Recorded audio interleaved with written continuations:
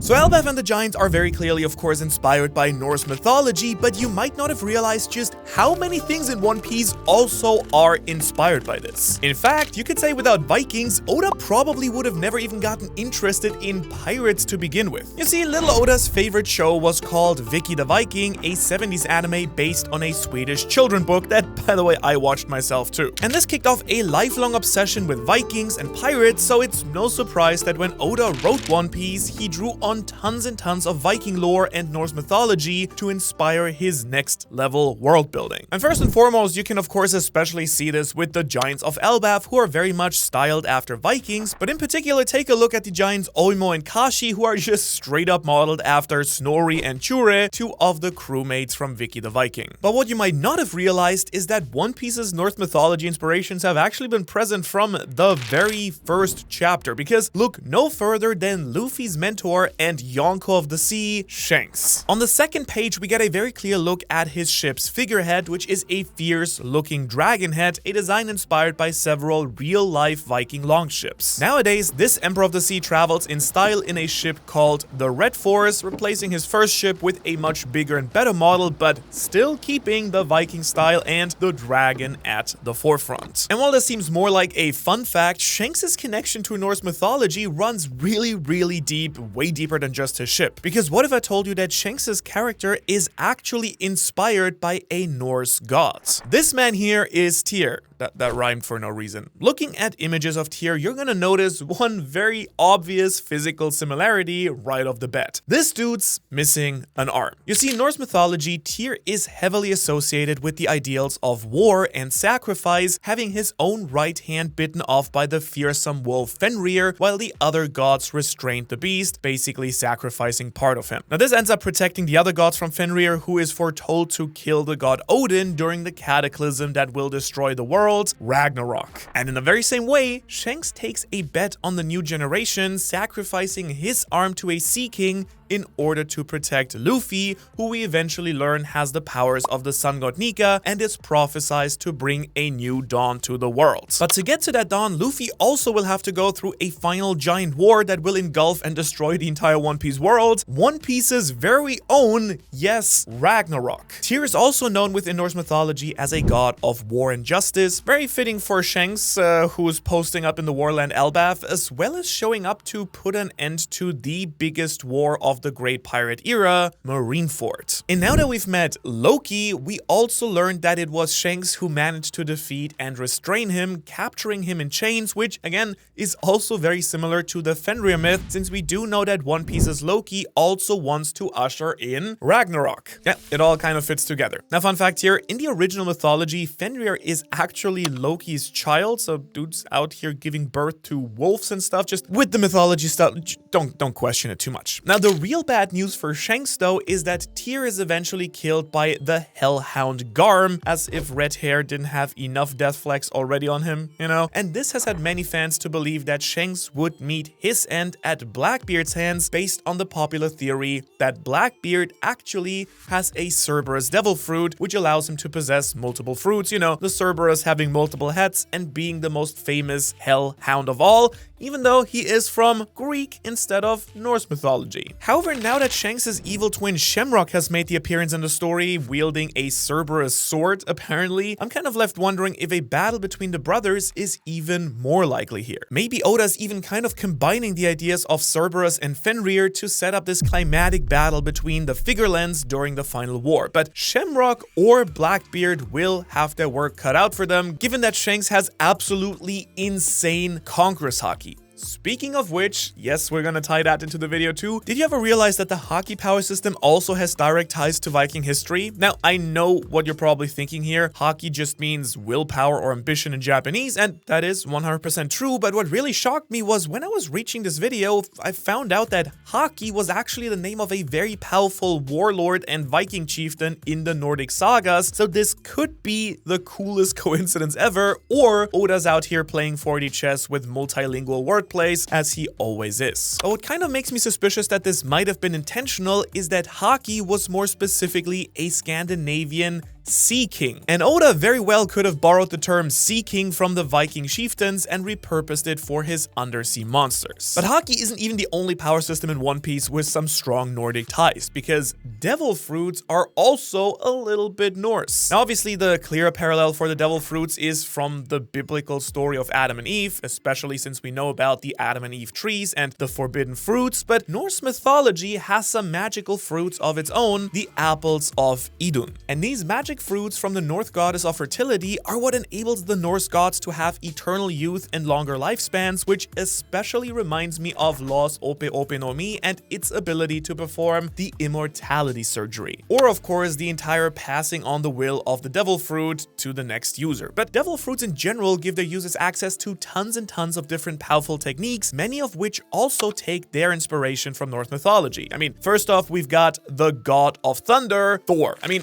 Enel, the godly user of the lightning fruit, names his own techniques after a lot of different thunder and lightning deities from various mythologies, including his very powerful El Thor attack. And funnily enough, Luffy himself also names an attack after Thor with his powerful Thor axe, which actually first debuted in the movie Strong World. Then in Wano, he used the Giganthorax, a mighty kick powered up with electricity from a storm cloud against Kaido, the world's strongest creature. Kaido, who by the way also takes a lot of cues from Norse mythology, for example with his technique Three Realms Ragnarok, named after the Norse mythological apocalypse. And this could even have been an early hint at the three worlds that we learned about in the Harley text here, and could tie into the final war of the series. Way back in the day though, Kaido actually defeated the up-and-coming pirate Gecko Moria, and during the Thriller Bark arc, the warlord used an attack called Shadow of Asgard against Luffy. With this technique, Moria pulls 1,000 shadows into his own body, increasing its size and boosting his power. Asgard itself, of course, being the North realm of the gods. Oh, and while we're on the topic of Thriller Bark here, I've gotta talk about Ors, because this guy is an ancient giant who was found by Moria frozen in ice, which could just be a very obvious nod to the Jotun or frost giants of the World Tree 2. Also, come on, oars, I know what those are. Vikings used them to paddle their boats. Okay, actually goes a little bit deeper. His name looks pretty similar to another Nordic god, Oder. Okay, but it actually goes way deeper than this because his name is actually pretty much the same as another Norse god, Osir. Now, this might, not work in English because Osir and Ors don't sound similar, but in Japanese, the Nordic god is Osir and Ors is Ulcer. So it's exactly the same. And Ulcer has a ton of similarities to Odin and is actually thought by some scholars to be another name or incarnation of Odin himself. And since Ors, of course, is giving Luffy's shadow and begins behaving a lot like Luffy, it's about high time I talked about Luffy's own similarities to Odin, the chief god of the Norse pantheon. And at first, it might seem a little bit hard to compare Luffy, who is not exactly the smartest, to a god of wisdom, but if you start looking at the parallels, they are absolutely there. And it's really all about the things that Odin did in order to achieve that wisdom in the first place, namely sacrificing his own eye and his death and resurrection. Now, first off, I already talked about how Tyr sacrificed his arm to prevent Fenrir from eating Odin, just like Shanks saved Luffy from the Sea King, and then there is Luffy stabbing himself just beneath the left eye. So just like Garb, Luffy now has a scar under his left eye, and his father has tattoos covering the very same side of the face. And Oda has also long been hinting at the fact that a certain character will at some point be depicted with an eye patch in the story, and many fans actually assume that this might be Luffy, which would then really make him match the one-eyed Odin too. Really kind of wild to think about that the show about pirates has never had an eye patch, right? So you just know Oda is saving this one for someone really special. Odin also hung from the World Tree Yggdrasil for 9 days and 9 nights, and this symbolic death and resurrection also brought him greater knowledge of the universe. Now, to be fair, it didn't take Luffy exactly 9 days and 9 nights to awaken his fruit, but he also died and resurrected in one night in a way more powerful form. And of course, there is Luffy's access to the very mysterious voice of all things and mastery of observation haki that seems to give him special sorts of knowledge about the world around him, even if he's not passing the SAT anytime soon. But you see, the connections go even further than just Luffy, because even the Straw Hat's first ship got the real Viking treatment. After the Going Merry rescued the crew from Enies Lobby, they put their ship to rest the proper way with a proper Viking funeral, setting it ablaze and letting it drift out to sea for one final voyage. But obviously, I can't discuss the influence of Nordic mythology in One Piece without talking about the place Elbaf, the homeland of the giants. You know it was coming. In fact, I've already referenced it multiple times in this video, but now it's time to really get into it. And from the first time we ever got a glimpse of the giants' home, we did know it was about to be Scandinavia Central there, because this big tree right there, yeah, that's a Yggdrasil. I mean, in One Piece, it's Treasure Tree Adam, but just look at this thing. That's a Yggdrasil, also known as the World Tree, which encompasses the 9 worlds of Norse cosmology. Its different levels represent different worlds, just like the Adam Tree has its different worlds with the Underworld, the Sun World, and the Heaven World. And housed on this tree are the giants of Elbaf. And just like the historical Vikings, they have a culture of war, revering powerful warriors, and desiring honor in battle. Everything from the architecture to the ships to the clothing to the weaponry, everything is modeled after the Viking Age of Scandinavia. And all of those elements are pretty obvious. You probably didn't need a video to point that out, but Oda just can't help but throw in more and more reference to mythology wherever he can at this point. Like the rainbow painters that people use to navigate Elbaf are directly inspired by the Bifrost or rainbow bridge that connects Asgard, the realm of the gods, to Midgard, the earth. Then in Big Mom's flashback, the giants feast on a treat called semla that Big Mom loves as well, a little bit too much actually, and they feast on semla as part of their winter solstice festival before 12 days of fasting. The semla itself is part of an actual Swedish tradition where Swedes will feast on the treat on a holiday called Shrove, and I'm gonna probably butcher these, sorry to my Swedish friends out there, which usually falls on a Tuesday before then fasting for Lent. You also might have been super confused by the fact that Elbaf kicked off in a giant Lego castle, but even this has some interesting Scandinavian ties since the Lego company is based in Denmark. And while Denmark isn't on the Scandinavian peninsula with the countries of Norway, Sweden, and Finland, it is in close proximity, and its cultural ties still mean it's considered a Nordic country, even though it's kind of the buffer between Germany, where I'm from, and then, you know, Scandinavia itself. And the languages are also very, very similar, even though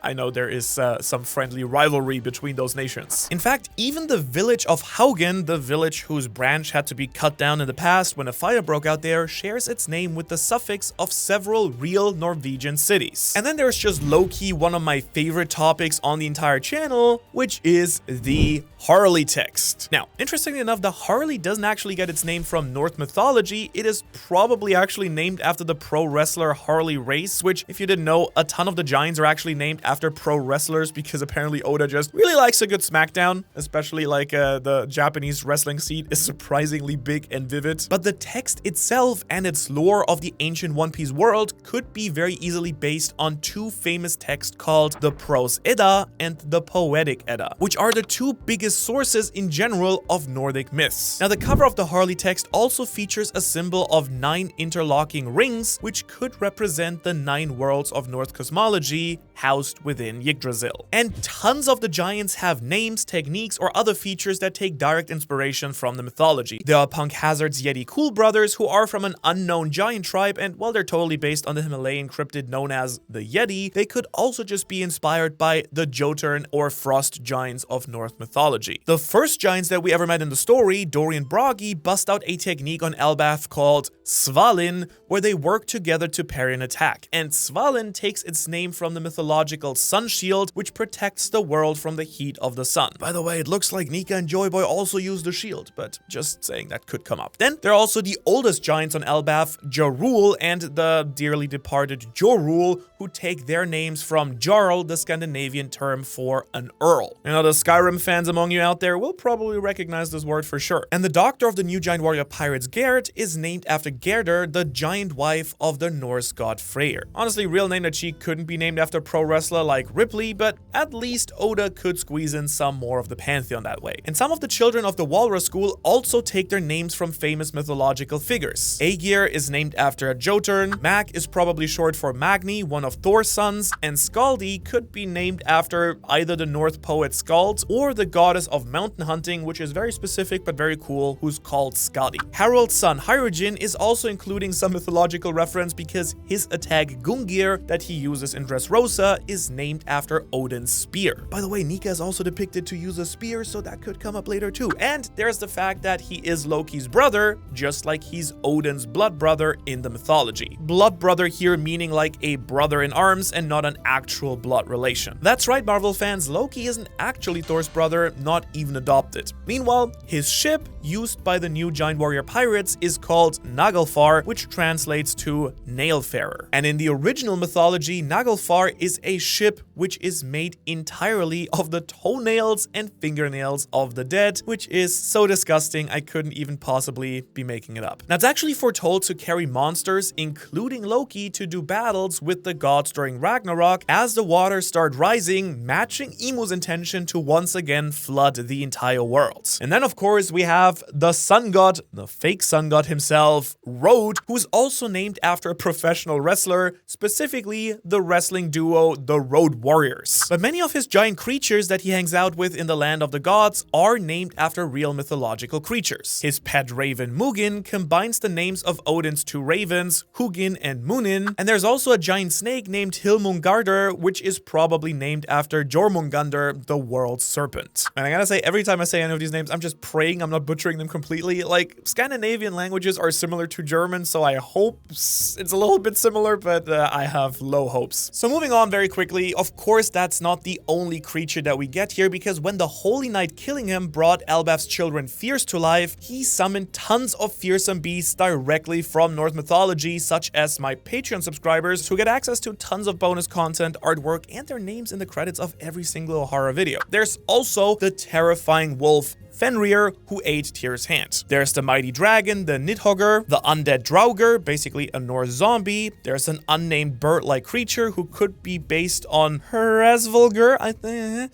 And the most terrifying of them all, my mom. Oh, and of course there's Loki and Jormungandr. And speaking of Jormungandr, I've gotta take a very quick detour here all the way back to Little Garden, where we first met Dorian Broggy, who stated that their powerful attack, Hakoku Sovereignty, which Kaido and Big Mom use as well, is strong enough to slice through anything except for the serpent soaked in blood. Now, fans have speculated for a long time that the serpent they're referring to is nothing other than the red line itself, which stretches all across the globe, completely encircling it. Which, fun fact, is coincidentally exactly what the world serpent Jormungandr does in Norse mythology. It's an incomprehensibly large sea serpent that wraps around the entirety of Midgard and is said to awaken during Ragnarok. Also, funnily enough, just like Fenrir, Jormungandr is a child of Loki, which, like, first of all, how? And secondly, I mean, that's even more disturbing than birthing Fenrir, actually. But back to One Piece. Could the red line actually be alive? And could it be the giant Hellflame serpent from the Harley text and the mural? I certainly think so. And that brings me to the character who actively wants to kick off Ragnarok himself, Loki, my #1 new Straw Hat candidate. Yes.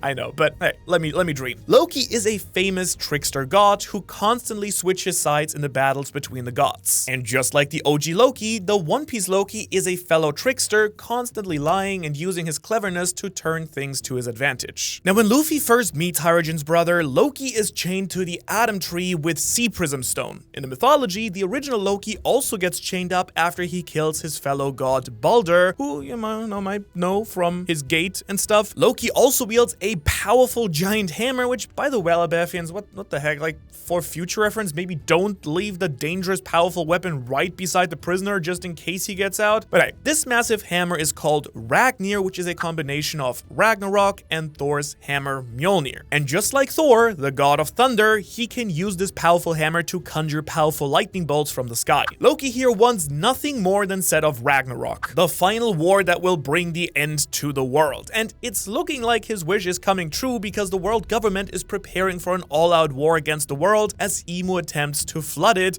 once more using a great cleansing. And now that the Holy Knights, the Gorosei, and Emu themselves have leapt into action, the true final war for the fate of the One Piece world has begun. Now, in Norse mythology, Ragnarok begins with Jormungandr, the world serpent, awakening and Fenrir being set free as the Norse gods begin an all-out battle between the forces of order and chaos. Ragnarok is foretold in prophecy, which led to the restraint of Fenrir and other actions to prevent the war, but just as predicted, Ragnarok couldn't be held back forever, and the prophecy came true. In the very same way, the final war of One Piece has also been foretold, and when Roger learned about the truth of the world at Laugh Tale, he knew that another Joy Boy would be born into the world once again soon, and the Harley text even predicts the re-emergence of Nika in the Third World. And now that Luffy has awakened the power of Nika, it's time for the battle that envelops the fate of the entire world. A phrase that has long been repeated in One Piece is the dawn of the world, or people predicting that Luffy will bring the new dawn, and this too is very similar to the Norse idea of Ragnarok, because you see, Ragnarok isn't actually the end of the world, not technically.